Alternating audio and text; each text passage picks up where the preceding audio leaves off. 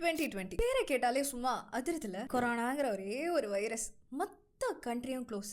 இதுக்கு சிமிலரான ஒரு ட்ராஜடியாக தான் நம்ம 90s and early 2K kids எல்லாம் ஒரு ரைம்ஸாக மாற்றி இதுக்கு என்னடா அர்த்தம் அப்படிங்கிறதே தெரியாமல் பாடிக்கிட்டு சுற்றிட்டு இருந்திருக்கோம். என்னடா பண்ணி வச்சுருக்கீங்க அப்படிங்கிற மாதிரி தான் இதை பார்த்த உடனே எனக்கு தோணுச்சு. ஸோ அந்த மாதிரி அந்த ரைம்ஸினுடைய அர்த்தம் என்ன ரைம்ஸ் அது அப்படிங்கிறதையும் 90s கிட்ஸினுடைய நினைவில் நீங்காத பல கேம்ஸினுடைய டார்க்கெஸ்ட் ரியாலிட்டி என்ன, அதனுடைய மறைக்கப்பட்ட முகங்கள் என்ன அப்படிங்கிறத தான் இன்றைக்கான வீடியோவில் நம்ம பார்க்க போகிறோம். இன்றைக்கான வீடியோ ஒரு மாதிரி ஜாலியாக இருக்க போகுது. இந்த மாதிரி வீடியோஸ் வேணும் அப்படின்னா இதை முழுசாக பார்த்துட்டு இது எப்படி இருந்ததுங்கிற கமெண்ட்ஸில் சொல்லுங்கள். நம்ம ஃபியூச்சரில் இதே மாதிரியான ரிலேட்டட் வீடியோஸ் நிறைய போடலாம். இப்போ நம்ம வீடியோக்குள்ளே போயிடலாம். Welcome to Tamil threads. நான் உங்கள் மௌனமொழி.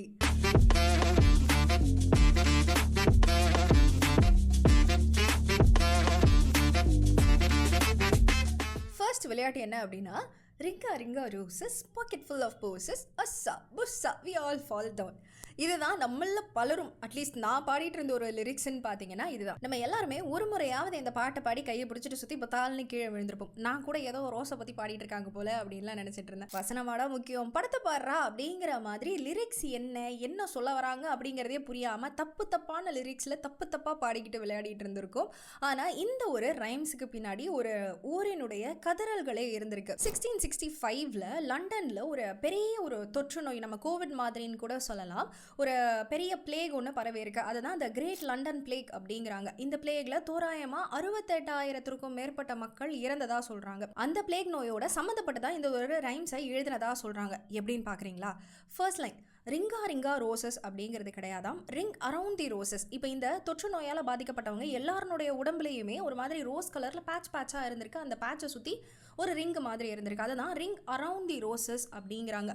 அதுக்கப்புறம் பாக்கெட் ஃபுல் ஆஃப் பாய்சஸ். இந்த பாய்சஸ் அப்படிங்கிறது ஒரு நறுமணம் வீசக்கூடிய மலரம். இந்த தொற்றால் பாதிக்கப்பட்டவங்க எல்லார் மேலே இருந்துமே ஒரு விதமான துர்நாற்றம் வந்திருக்கு. இந்த துர்நாற்றத்தை மறைக்கணும் அப்படிங்கிறதுக்காக இந்த நறுமணம் வீசக்கூடிய மலர்களை எல்லாருமே அவங்களுடைய பாக்கெட்களில் வச்சுக்கிட்டே இருப்பாங்களாம். இன்னும் சிலர் என்ன சொல்கிறாங்கன்னா, இது ஒரு மூலிகை அப்படிங்கிறாங்க. இந்த தொற்றில் பாதிக்கப்பட்டவங்களை மருத்துவர்கள் ட்ரீட்மெண்ட் பண்ணுறதுக்காக மருத்துவர்கள் இந்த மூலிகையை வச்சு தான் ட்ரீட்மெண்ட் பண்ணாங்க அப்படின்னு சொல்கிறாங்க. அடுத்த லைன் அஸ்ஸா புஸ்ஸான்லாம் சொல்லிட்டு இருந்தோம் தெரியுமா? அது இப்போ இருக்க லிரிக்ஸ் படி பார்த்தீங்க அப்படின்னா அ டிஷ்யூ அப்படின்னு இருக்கும். இதுக்கு என்னன்னா, இந்த பிளேகில் பாதிக்கப்பட்டவங்க இருக்காங்களே, இவங்க எல்லாருக்குமே இந்த இருமல் தும்பல் அப்படிங்கிறது கண்டினியூஸாக இருக்குமாம். ஸோ அதுக்காக அது மூலியமாக தான் இந்த பிளேகானது பரவிட்டே இருந்திருக்கு. ஸோ அவங்க எல்லாருமே டிஷ்யூஸ் யூஸ் பண்ணுவாங்க அப்படிங்கிறத குறிக்குதுன்னு சொல்கிறாங்க.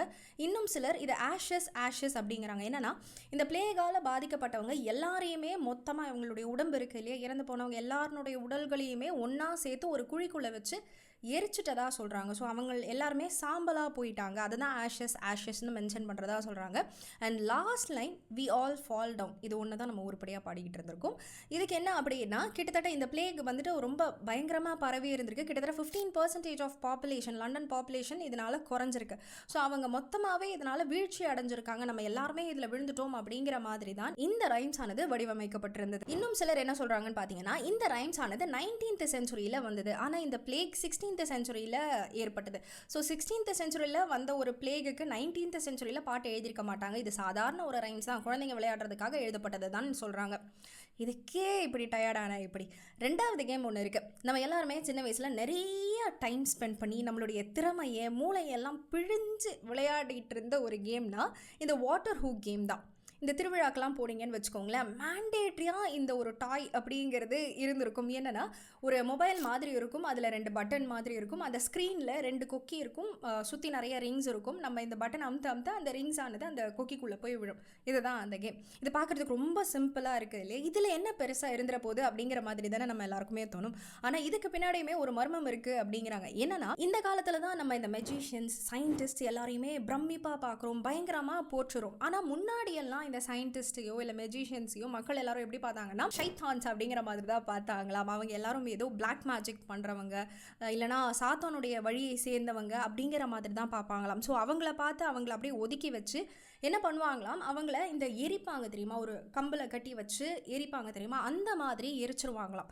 ஸோ அதை ரெப்ரசன்ட் பண்ணுற விதமாக தான் இந்த வாட்டர் ஹூக் கேம்ஸ் அமைஞ்சிருக்கு அப்படின்னு சொல்கிறாங்க. இப்போ நிறைய பேர் கேட்பீங்க, இதுக்கெல்லாம் எவிடன்ஸ் எங்கே அப்படிங்கிற மாதிரி நிறைய கேட்பீங்க. இதுக்கான டிஸ்க்ளைமர் இப்போவே போட்டுறேன். இதுக்கான எவிடன்ஸுங்கிறது எதுவுமே கிடையாது. நிறைய பேர் நிறைய விதங்களில் இந்த கேம்ஸுக்கான பின்னணி என்ன, இதனுடைய இன்னொரு முகம் என்ன அப்படிங்கிறத சொல்கிறாங்க. அதை தான் உங்ககிட்ட எடுத்துகிட்டு வந்து சேர்த்துருக்கோம். இப்போ இது வரைக்குமே பார்த்துட்டு இருந்த கேம்ஸ் பார்த்தீங்கன்னா ஓரளவுக்கு ஜாலியாக தான் இருந்திருக்கும். ஆனால் இதுக்கு மேலே பார்க்க போகிறது கொஞ்சம் சீரியஸான கேம்ஸ் அப்படின்னு சொல்லலாம்.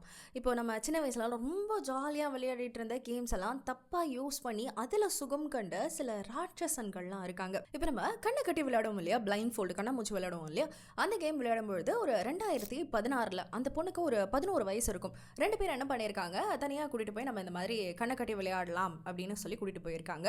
அதில் முதல்ல என்ன பண்ணியிருக்காங்கன்னா, நாங்கள் சில விஷயங்களை டேஸ்ட் பண்ணுறதுக்காக கொடுப்போம், அதை டேஸ்ட் பண்ணி என்ன அப்படிங்கிறத கண்டுபிடிச்சு சொல்லணும் அப்படின்னு சொல்லியிருக்காங்க.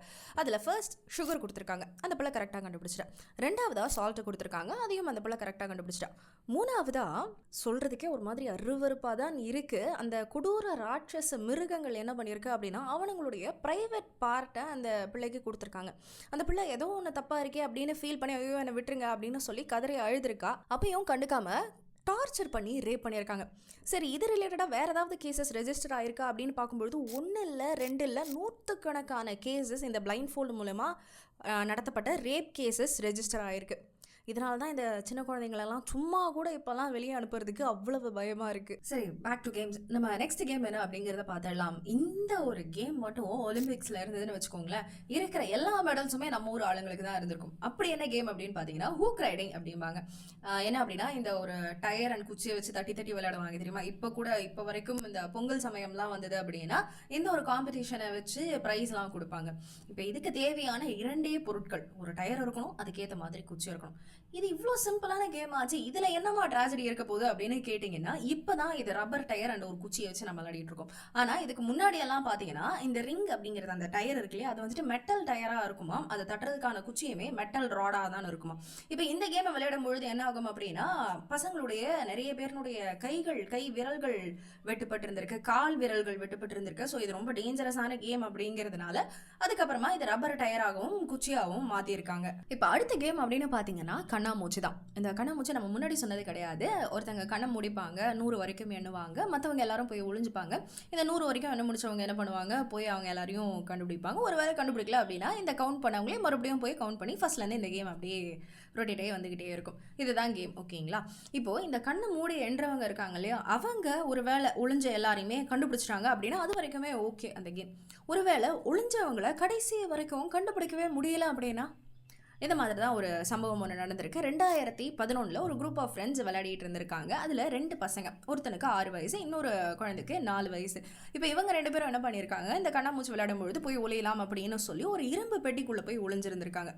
போய் ஒளிஞ்ச குழந்தைங்களால ரிட்டன் அந்த பெட்டியை திறக்கவே முடியலை, ஸ்டக் ஆகிடுச்சு. இவங்க 2 பேரும் உள்ளேயே மாட்டி மூச்சு திணறி இறந்து போயிருக்காங்க.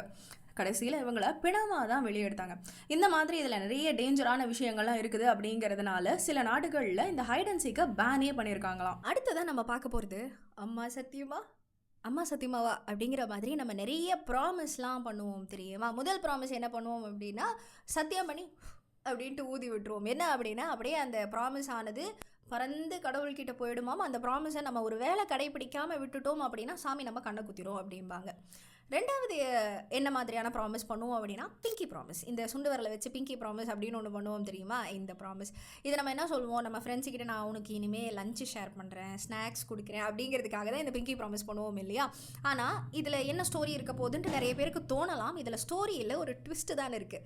இப்போ நம்ம அந்த ப்ராமிஸை கடைப்பிடிக்கலைன்னு வச்சுக்கோங்களேன், அந்த சத்தியத்தை நம்ம மீறிட்டோம் அப்படின்னா எப்படி அந்த ப்ராமிஸ் ஆனது உடஞ்சி போச்சோ அதே மாதிரி இந்த பிங்கி ஃபிங்கர், இந்த சுண்டு வரலை உடச்சிருவாங்களாமா.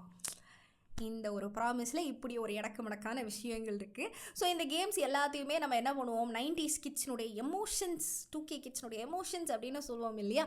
இந்த எமோஷ்னலான கேம்ஸுக்கு பின்னாடி நிஜமாகவே பலவிதமான கதறல்கள் குமரல்கள் எல்லாம் இருந்துக்கிட்டு தான் இருந்திருக்கு. சரி, ஓகே, நான் அப்படியே ஃபீல் பண்ணிக்கிட்டே கிளம்புறேன். நீங்களும் உங்களுடைய சின்ன வயசில் விளையாடின மறக்க முடியாத விளையாட்டுகள், கேம்ஸ் என்னென்ன அப்படிங்கிறத மறக்காமல் கமெண்ட்ஸில் மென்ஷன் பண்ணிடுங்க. இதே மாதிரி நிறையா நியூஸ் அண்ட் இன்ஃபர்மேஷன்ஸ்க்கு நம்ம சேனலை மறக்காமல் சப்ஸ்கிரைப் பண்ணிவிடுங்க. இன்னொரு பதிவில் பார்க்கலாம். கேட்டதற்கு நன்றி.